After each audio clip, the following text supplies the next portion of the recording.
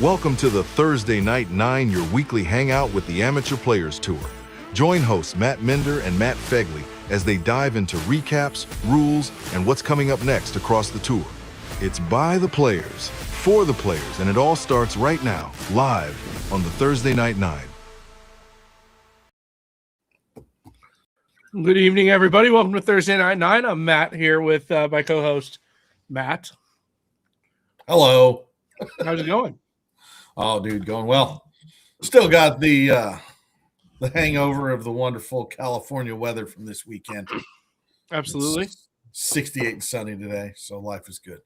There you go. Well, it is a great day to be online. Had a great event in Monterey. Just want to welcome everybody that's tuning in from across the country.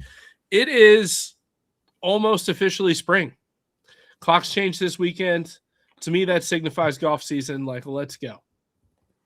That's a good point. That is oh man, sweet daylight. Woo! Daylight is going to be good. It's going to be fun. Not have to do limited fields near as much as we get things going with a lot of daylight. So it should be fun. But coming back, Bayonet last weekend, 84 players. A really, really good golf course, man. That place much improved, far exceeded expectations. I got to be honest, I'm sitting up there sitting on AT&T looking out, and I was like, the only view I can compare this to is Maui. I mean, it was absolutely gorgeous up there. They regrassed the whole place. The ryegrass is in. It is green. The greens are fast. They were firm. They were bouncy. I know you played, so you can probably talk more about the conditions of the golf course, but it looked pristine and very difficult.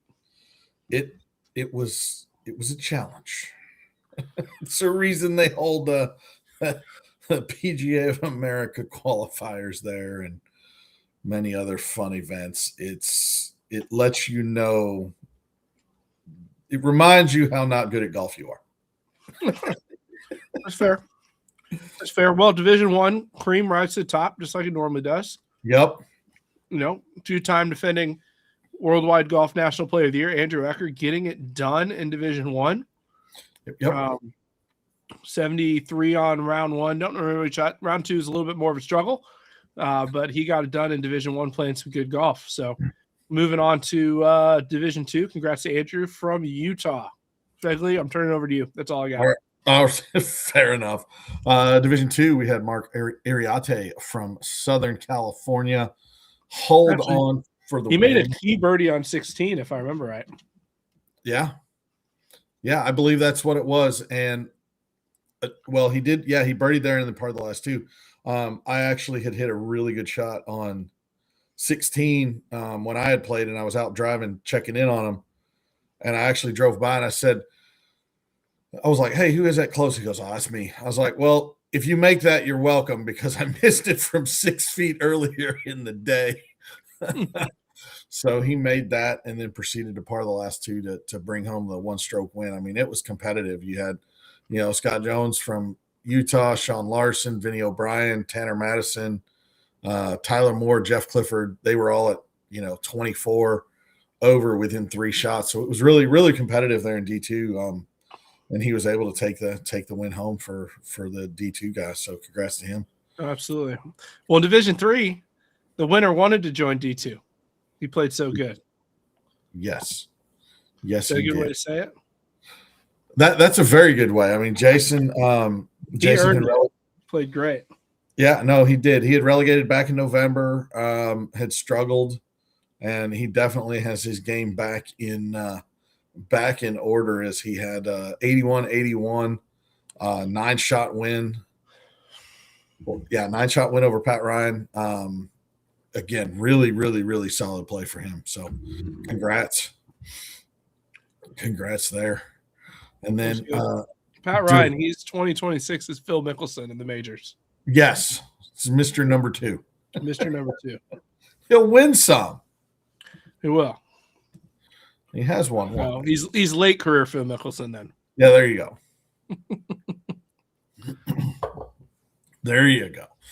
And then D4, we had John Moyle from Portland get the win over SoCal's Brad Forsyth and Royce Yang. Victor Lopez rounded out the top 3 there. Really solid play from him. Did win it by 2, 89-91. So congrats, John. Then D5. We had Danny Acosta. Another, D3, D5, D1, 3, and 5. The odds definitely were solid victories. Danny with 90-95, shot 185 overall to beat Eddie Moore with 96-100. Todd Foles and Gary Lefevre's rounding out Division 5 there. But Danny played very well and got the win in D5. Some scores to kind of make you go, wow. The net competitions demonstrating how fun the golf course was. We had our Mid-Am net, Cassidy Salvador coming all the way from Central Pennsylvania to take it by 1 over Wes Holman. And Willie Sirkin, Victor Lopez, Alex Rosales. But again, the Mid-Am was a 7 over, 8 over, 8 over, and 10 over. So again, congrats to Cassidy, playing really well. He's been bouncing all over the country. So good to see him. And then moving on to the senior net. Danny Acosta, he was 1 under. The only net game under par player. Got Bill Windsor from Augusta by 1, who finished even at 72-72. So, again, congrats to those players. And it was a good time, man. It was a good time. Yeah, really good spot. Highly recommend Monterey. It was a great weekend. Had a lot of fun. Weather was gorgeous all weekend. Got to take the wife up to Napa for a day. She was happy about that. Met some friends up there, including yourself. So we had a good time. There's a lot of great golf on the coast. Highly recommend it to sneak up there if you can. So jumping in, talking about some of the changes for this year. We'll jump right into the next hole in the rules. National Player of the Year. So this is one that's changed over the course of the year. Don't worry, I'm pulling it up. Got to remind us. So we don't screw it up. Let me get there.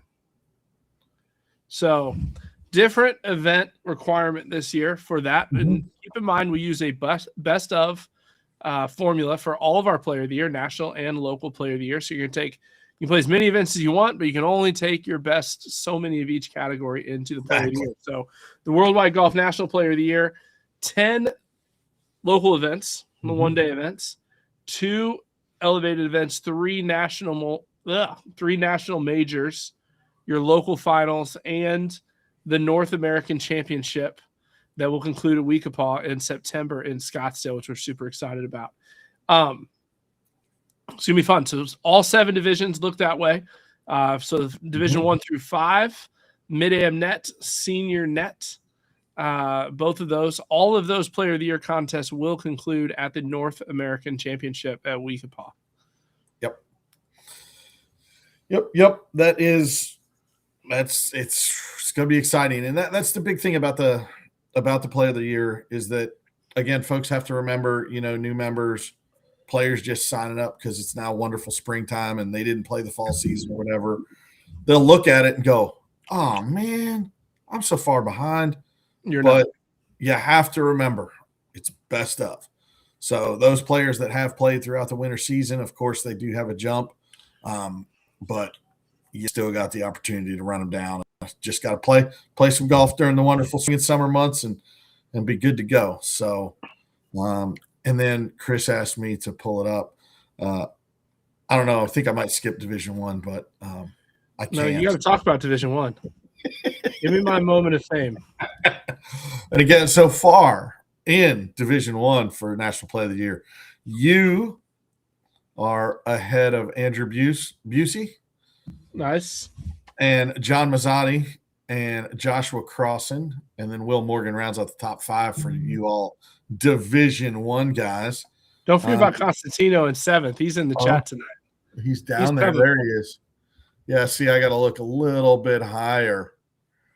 But yeah, Dan's there. It'll be a good, exciting thing. See what happens there in D1, because the fearless leader might not be able to play as much golf now that the season's rolling, but we'll see.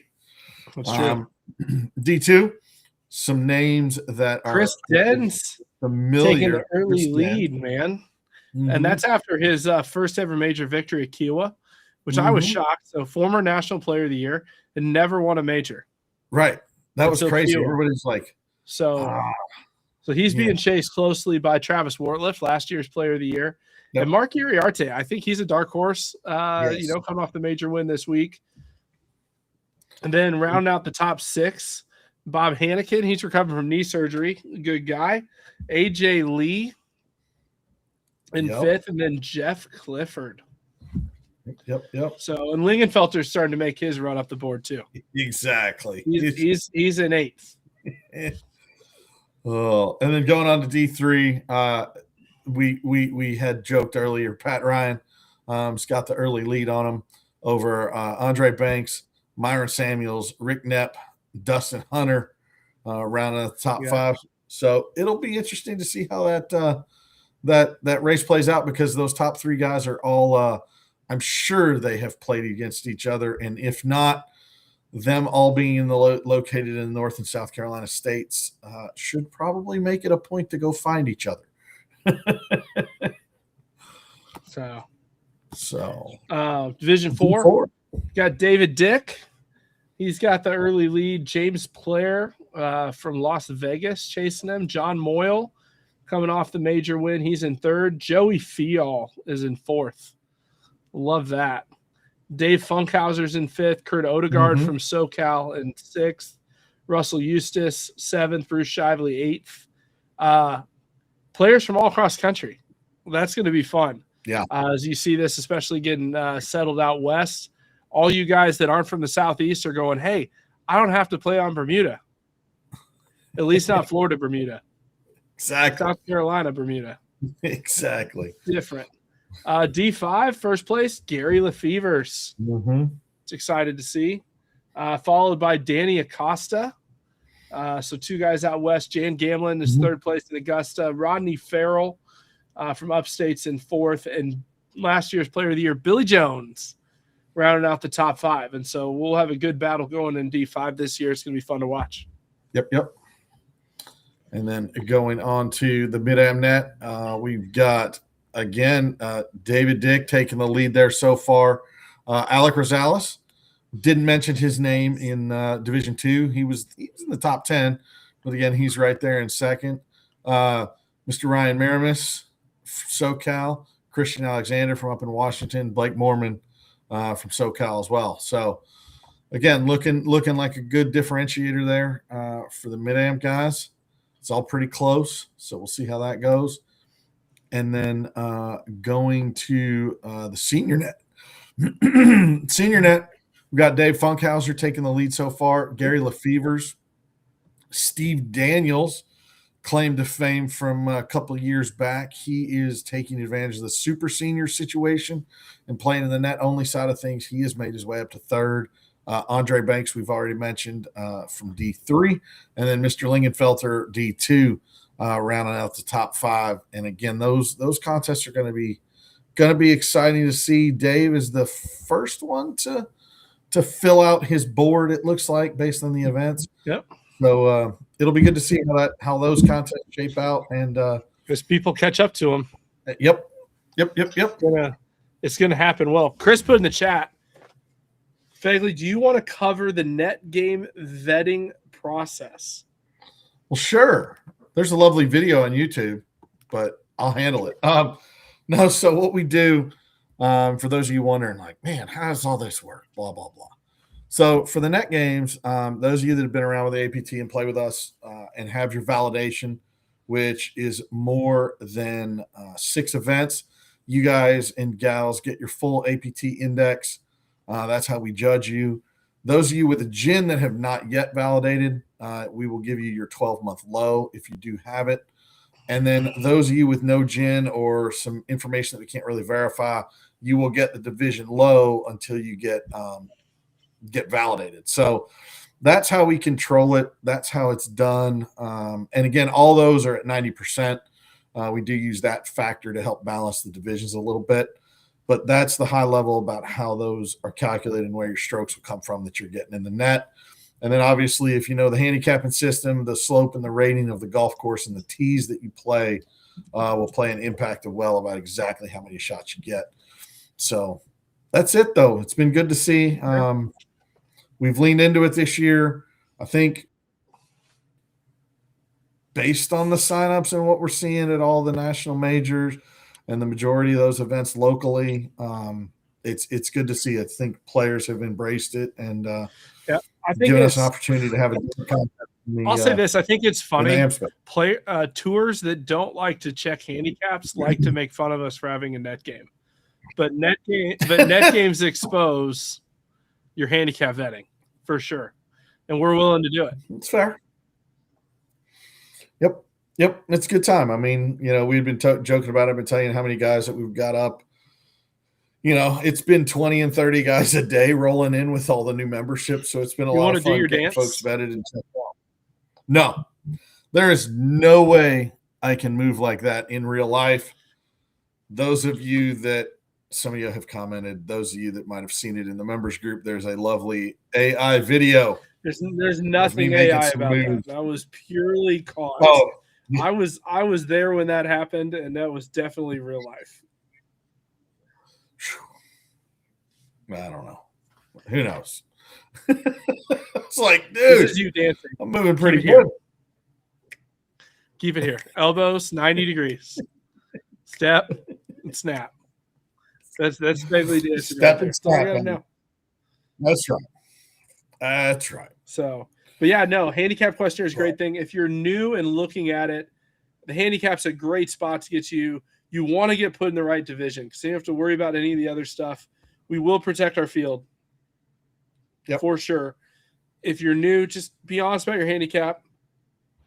We vet everyone that's on the tour. So making sure everybody's grouped together properly and so competition is fair. And it'll be makes it a lot more fun. I'll tell you that.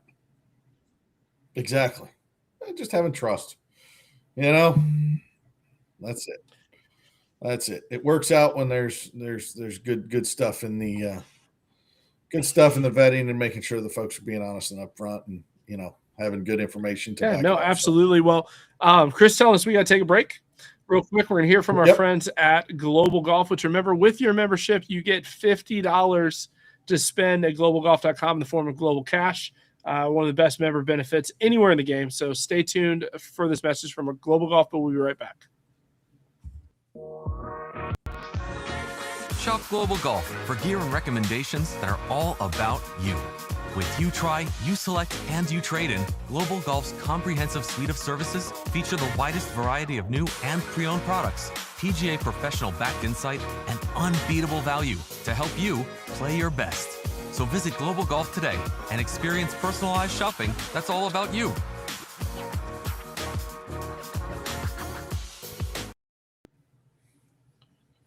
It was the quick one. I was like, go ahead, dance. It's the 30-second spot.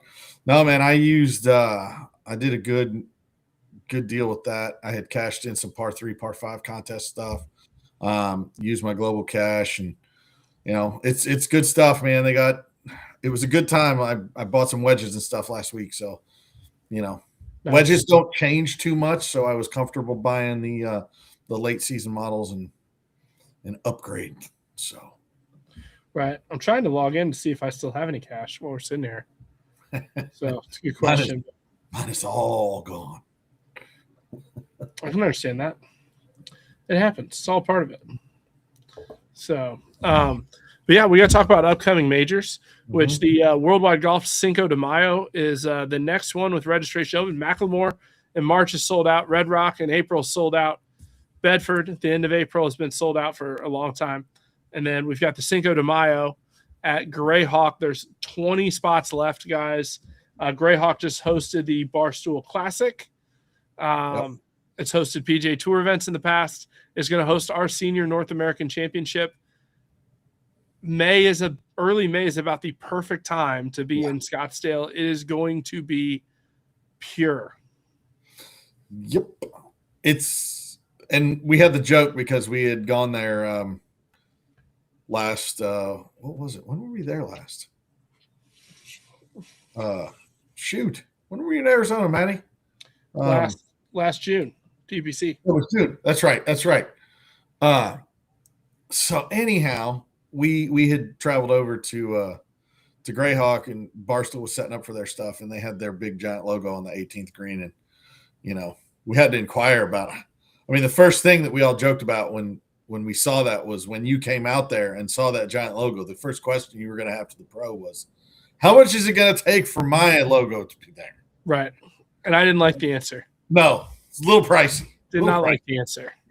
The members would not like the answer either, because it would definitely affected the cost of the entry fee to put the logo there.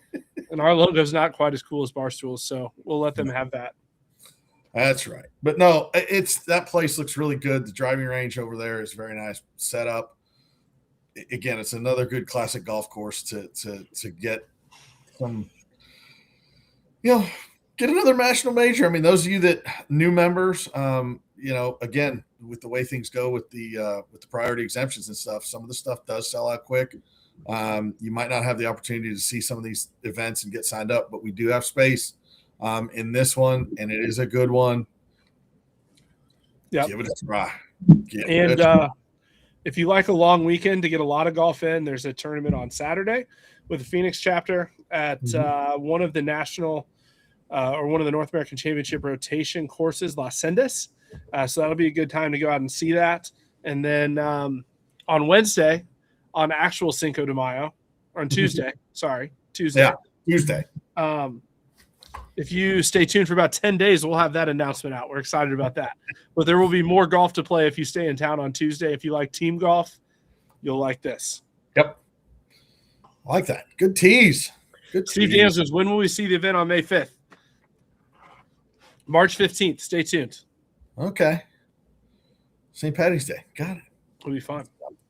So it's going to be good.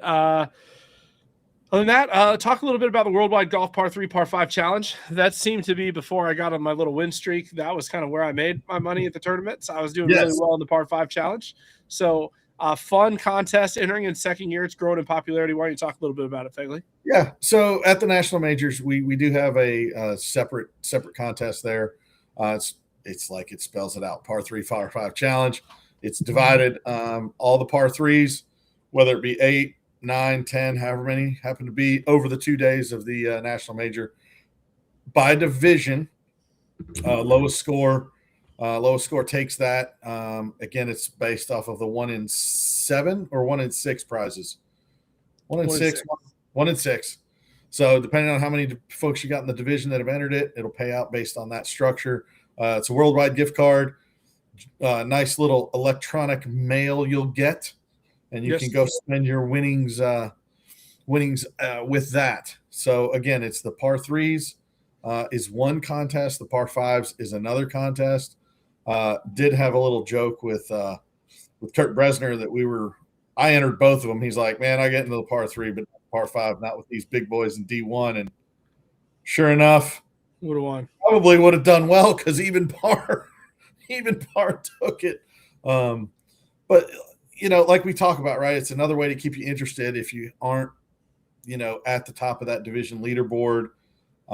It at least gives you an opportunity to participate in a different style contest, right? And keep you involved and keep you striving to get something for your hard work and good play if it happens to be in a separate event. So, right. So, question that Chris put in there. He wants to know if you can bank winnings.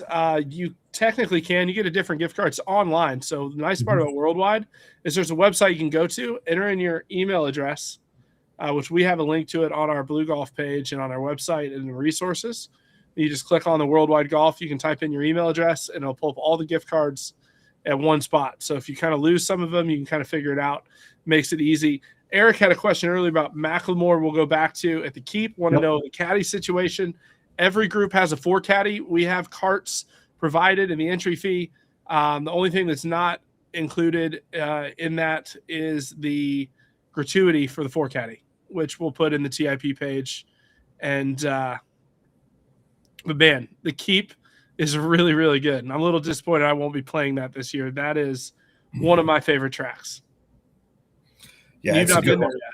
I have not made it because it It's is really always the March Madness weekend, and my buddy and I, and it's always in that March date. My buddy and I have a standing at Bandon, so I always everybody's like, "Oh, you're not going to be there." I'm like, "Nah, I got to go to Bandon." And they're like, "Oh, well, okay." Yeah, it happens. So, Yep. although the keep is every bit as good, I will tell you. Yeah, I mean those pictures and that setting. It's wow. Yeah, it's a really good spot. Will not be disappointed. 100-player sold out field at Macklemore. I know people are really looking forward to Red Rock as well. So jumping right into all things majors as we get going. So it's gonna be a good time. Next up is the rules, which I'm gonna let you teach tonight, Fegley. Great. Because for those that don't realize, Fegley just took his USGA rules test today. So he's official. Hopefully. Like I said, the first thing you did when you called me at 12:02, hey, how'd you do? I'm like, I think I passed, but there is no way I beat or tied you. No way. That's okay. I knew I was cooked after the anchoring situation. One of those. Well, you're looking up our rule for tonight, Rule 19. Yeah. I'm going to answer Jason's question in the chat because I think that's good. And National Player of the Year, it's your best 10 local events, best 2 elevated events, best 3 national majors, your local finals, and the North American Championship. Oh, man. There you go. So what do we agree on? Rule 19, unplayable ball? Rule 19, unplayable ball, man. You're up. Give him the short. So pretty simple. We could read all this. You could. That's no all fun. This. So. But we'll make it easy. Let's start with this. Where can you take relief for what areas of the course can you take relief for an unplayable ball? That's a good point. So those of you attending your rules stuff, there's 4 areas of the course, right? Or 5? 4 areas of the course. Everything not a defined area is the general area. Teeing area, bunkers, putting green, penalty areas, and general areas. So there's 5. There you go. You got it. I'm proud of you. You're still in the fog of war from the test, and I can exactly. It's like I know it's a real thing. When you walk out of that test, you're like, "Oh my God, what did I just do for the last 4 hours?" And then you're going, "Wait, if I have the ball there." Your wife calls you. You're like, "Is it stroke play or match play?" Exactly. What area of the course do you in? So as you guys did it affect cats? As you come to us with rules questions, that that was the biggest thing that we did learn about was again asking the questions to gather the facts, right? And the first ones are going to be, what area of the course with you? Were you in a bunker? Were you in the general area? Were you on the putting green? Blah, blah, blah. So anyhow, getting to the unplayable ball. So again, those of you that would probably guess, since taking relief from a penalty area is already discussed and already talked about, that is the one place taking an unplayable ball is not possible because it's covered under penalty area relief. So correct. With that, you may take an unplayable ball in the other areas. However, I don't know why in the world you'd ever take an unplayable ball in the teen area. So that's the putting green, to be honest. Yeah, or the putting green, to be honest. So it's generally something that would be used bunkers and general area. So you're under a bush, you're behind a tree. I don't know. That's about, who knows what you could be. But anyhow, basically gives the player 2 options. You get lateral relief, as they call it. This is the 2 club length rule. So where your ball sits, you get 2 club lengths from that point, no close to the hole. And again, you have to drop, and the ball needs to rest in that 2 club length area to take that. And then the other one is very similar to what you use at a red and yellow penalty area, which is basically keep the spot of the ball between you and the hole, and you can go back as far as you can, taking the lateral relief. And all those options, those 2 options you described lateral relief in the other. This Yes. is back on line relief. Oh, I'm You're sorry. good. You got fog of war, man. It's all good. Yes, it's back on line relief. So a couple of things when you're taking back on line relief, and this is for an unplayable ball. This is also if you use back on line relief for red penalty area or yellow penalty area. Mm-hmm. But you take the hole, the point where it last crossed, draw a straight line going backwards. You go as far back as you want. You have to drop the ball on that line. When you drop the ball, that creates a relief area of 1 club length. And it's the only time that I can think of in the rules. If you can think of another one, let me know. It's the only time in the rules I can think of where the ball can roll close to the hole and you don't have to redrop as long as it stays within 1 club length. Yep. And that was a 2013 change, right? Where they did that 1 club length thing. And that is a thing, right? You drop it, it's 1 club length, it goes any direction. Mm-hmm. I did actually ask the guy that was teaching my class. I said, "Hey, do you have any insight as to why that changed?" And he brought up the fact of when you're taking back on line relief, you're already further away from the hole. Right. So with the ball moving forward, people would not, they would get in a rule situation because the ball would technically move forward from the spot. Right. So that's why they just made it look, you drop on the line, it's 1 club length, any direction, and you're good to go. So, and the other thing to know that, I love giving the nuances to these rules a little bit. Right. If you drop and it rolls outside of the relief area, so more than a club length, you can actually go back. You can go forward on that line or backwards on that line as long as you're behind where your ball is in the unplayable relief, as long as you're not close to the hole. Yep. And that was a question. And I got that one right because I remembered that. Brett wants to know, or can you go back to where he originally played from? Correct. That is correct. Yes. The third option. And this is the number one thing to remember. Anywhere on the golf course, at any time, you can go back and quote replay your last shot or play from your last play. Yeah, which is called stroke and distance. Stroke and distance. You can always do that in any situation. The other interesting thing about this is if you do decide to take an unplayable in a bunker, for 1 stroke, you must drop in the bunker using those same 2 options of lateral or back on line relief. The other, and stroke and distance, you can go back to your previous spot. The other thing with that option is you can drop out of the bunker for 2 strokes. So you can go back on line relief out of the bunker for 2 strokes. So again, playing with the maximum score that we have a triple bogey, I don't know why you'd want to take a 2-shot penalty if you could avoid it, but those in D1 and D2, you might be in that bad of a situation that it looks appealing. So you never know. So cool. Right. And answer a question coming in.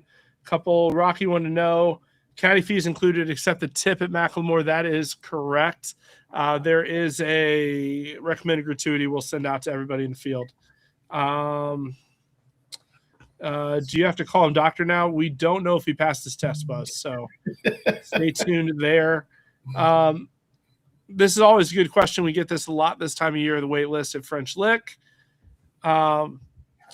Unfortunately, at this point, it's a wait list. It's a wait list for our staff just as much as it's a wait list for you. So as people drop, we'll fill the wait list as quickly as we can. Obviously, we want people, if they're not coming, to let people know so people like you can book flights. That's why we frown upon the whole paying the deposit and then deciding if you're going to go later. Last minute. This is for the reason. So do want to give a quick shout out to our friends in Denver, Mr. Kirk Holbert, his chapter, and a wonderful APT member hosting our Denver members tonight for a little open house. Why they wanted to tune in to listen to us, I have no idea. but we love them anyway. Great things going on in Denver, man. What do you think? Oh, dude, Denver's awesome. One of those places that has a lot of great golf. Kirk and the team there, they do a wonderful job. And it's one of those places I need to get to enjoy the fact that being a sea level dweller, going up to the mountains, you feel special because all of a sudden that ball goes a little bit farther. So, You mean you might actually hit the ball out of your exactly shadow? out of the shadow? Love it. What's some great place? I was able to go up and hang out with them at Rain Dance this last year. Oh, that's Granted, right. Airlines lost my club, so I rode around the golf course. But what a great spot, man. Really, really cool golf course. And so giving a shout out to Damian Bilbao. I'm sure I ruined that. Chris is the starter, not me. Exactly. So, but thank you for hosting tonight, APT member in Denver. So yeah, they've got some really good venues. They Kurt hosts a weekday event at his home club, Pinehurst, not the one in North Carolina, but the one in Denver or in the Colorado area. And like you talked about, right? Like Rain Dance is a really good venue. I'm gonna have to pull up Omni. Oh yeah, Omni's good. What Fossil Trace, Fossil? Yep. Right? Yeah, that's Keystone another Ranch, Keystone River. Mm-hmm. Denver's always got some good golf courses on their schedule. Yep. Rodeo Dunes. Nothing out of you for that one. Those of you that don't know, that's the new abandoned group. Just ignoring you right now. That's all. No big deal. I'm sure somebody will play there eventually. Right. So, yeah. So we're jumping into the member manual. Yep. I don't remember what we were talking about in the member manual. Chris got to cue me. Hey, Chris, you're going to make a nice, pretty laminated member manual? I know, right? We can get one of these. I can read this member manual. He's typing. He's like, God dang it, Matt. Oh, man.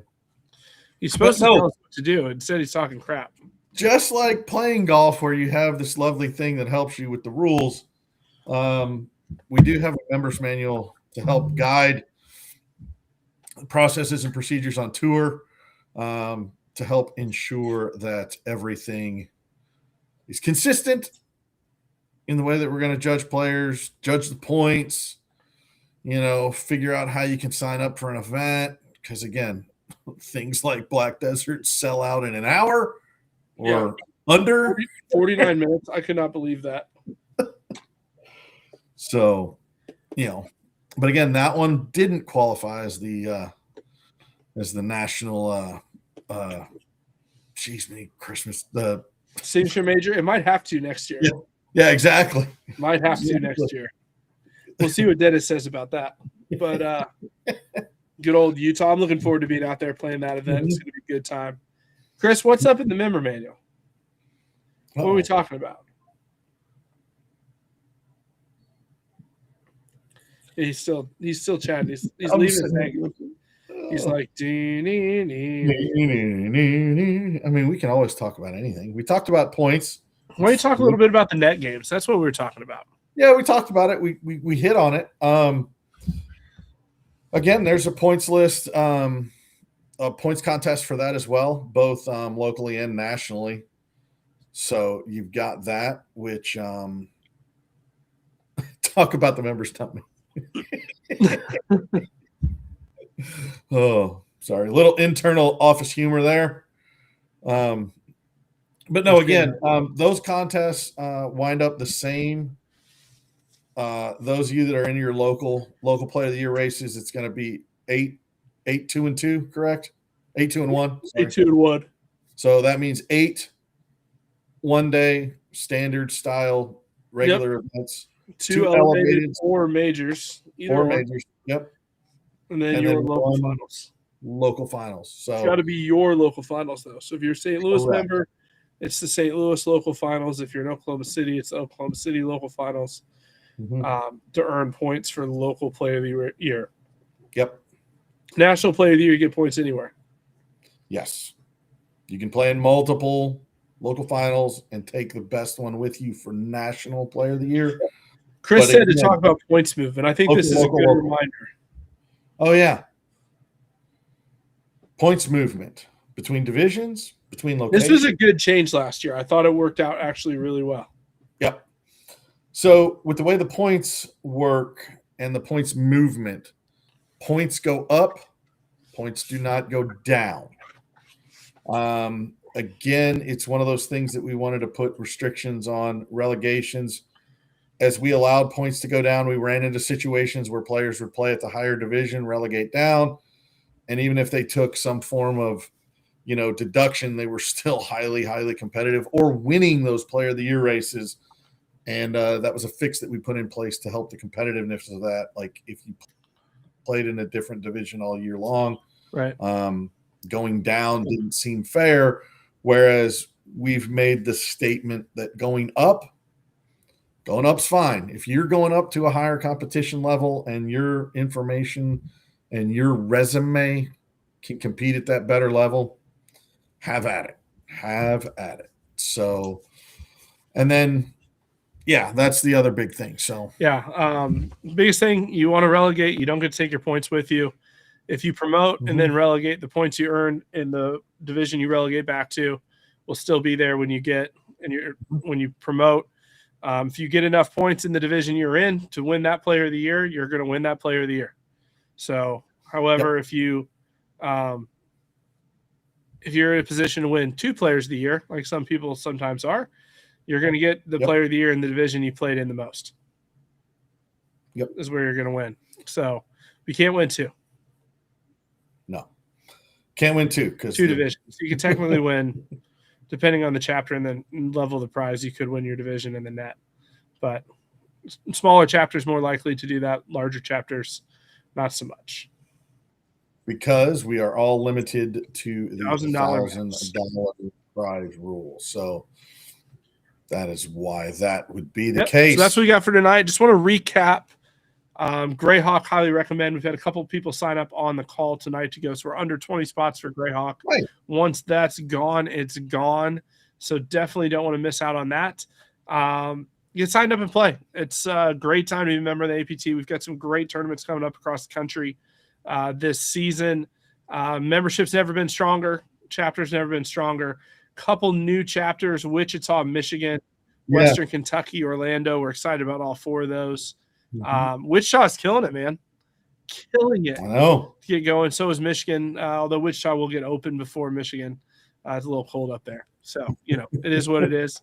But Western Kentucky's got their opener in 2 weeks. So it's going to be good. Looking forward to that. It's going to be a great time. So we got a couple minutes for questions. If not, we'll sign off a little bit early tonight. Look at us.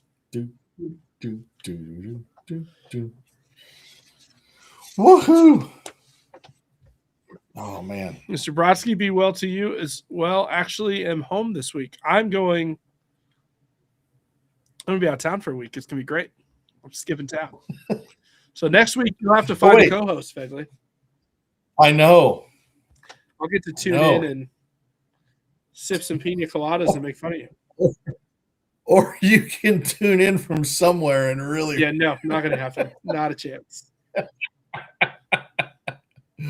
Oh, so sounds good. But anyways, guys, thank you for tuning in. Fegley will have a co-host next week. I'll be back in a couple weeks, but we're getting the season started. It's going to be a great year in the APT, and we look forward to seeing you on the course this year. Absolutely.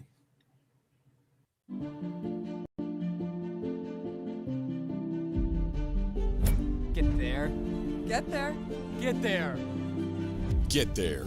Those 2 words are said by golfers all over the world as a sign of respect, a whisper of encouragement, a roar of support. It's what we say to our competitors, our loved ones, our heroes. It's what we say to ourselves. Get there. At Worldwide Golf, we're like you. We strive to improve our game, to elevate our standards, and transcend our limits. Our commitment is to the journey, to the tradition, and to the spirit of golf that unites us all. Since 1963, Worldwide Golf has been there to supply golfers with the equipment and apparel they need to drive their journeys forward. With over 100 retail locations spread across 10 retail brands and the best golf e-commerce websites, we have exactly what every golfer needs for however they choose to play. All of this done to help golfers who want to be their best get there.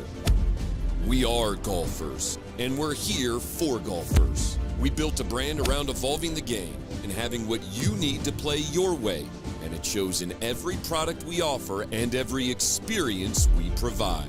Our goal is singular, to help you get there. Though the game may change, our mission remains: to stand beside you, to grow with you, to celebrate every victory and learn from every shot.